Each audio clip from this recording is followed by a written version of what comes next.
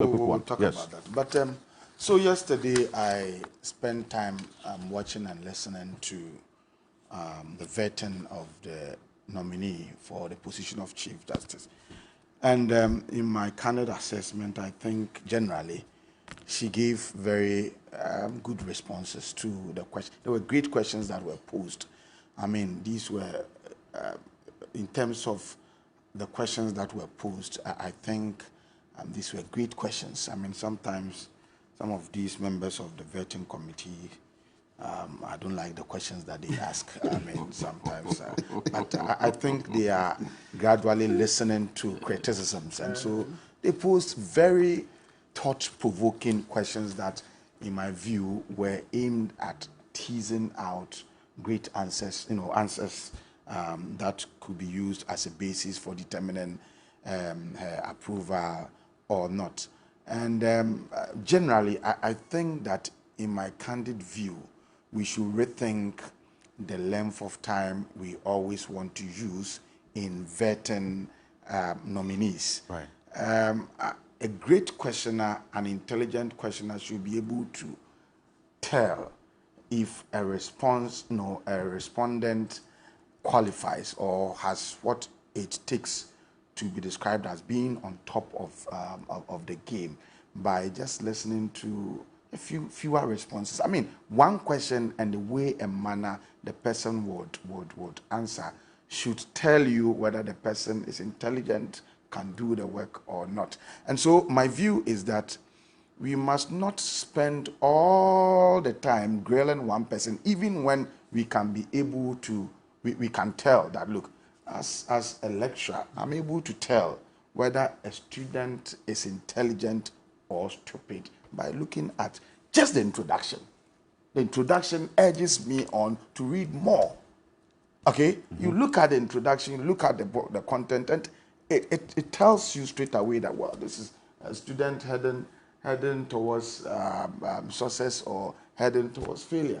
And so my point is that generally, we have spent too much time in vetting people, even when I want to believe that we can go on probing when we are not sure. But when you ask a few questions, and you realize that the person can do it, I believe you don't have to waste much time. But the two things that got me a bit disappointed were how she quickly dismissed in a very tacit way the influence of the president's appointment on judicial, independence.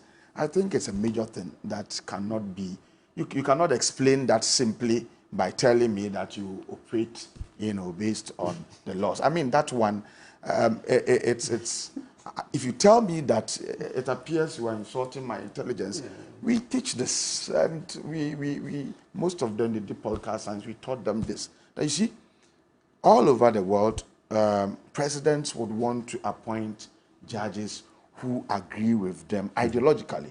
Okay, so if you go to America, they just don't appoint, but they want to see your ideological leanings. Indeed. In Ghana, presidents would want to appoint people that they are comfortable with.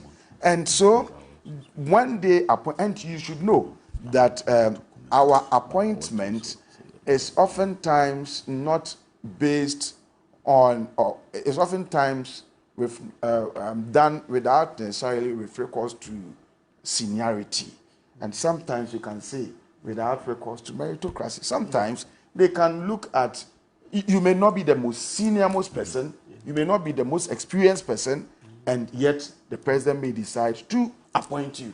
And if you see that you have seniors, and yet you have benefited from that kind of political grace, then naturally it is human for you to want to defer to your appointing authority.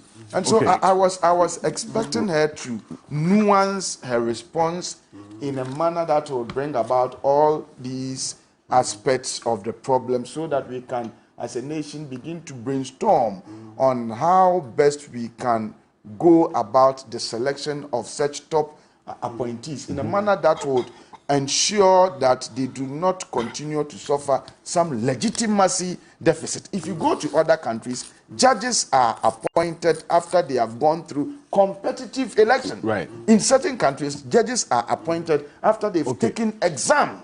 Okay. And these are some of the mechanisms that are put in place to shore up the independence of the judiciary. And so I thought that the answer to that one, that question about judicial independence was not properly nuanced. The last one is the fact that she she sought to make nonsense the issuance of birth certificate, you know, as a proof of citizenship and all that. And so I'm wondering, the birth and death registry, what would be their relevance? I mean, given this perpetuated view that suddenly birth certificates are not proofs of citizenship. I mean, it is quite worrying, and I believe that we should begin to rethink the stance that we have given. Otherwise, we should scrap the birth and death registry. Okay,